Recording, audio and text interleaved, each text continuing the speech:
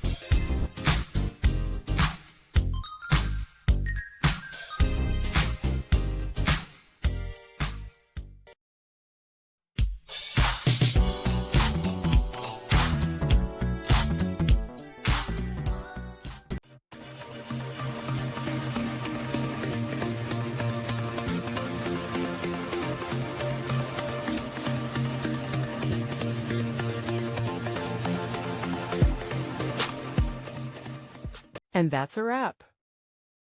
I hope you found the answer you were looking for. If you did, take a second to hit that subscribe button. It really helps out.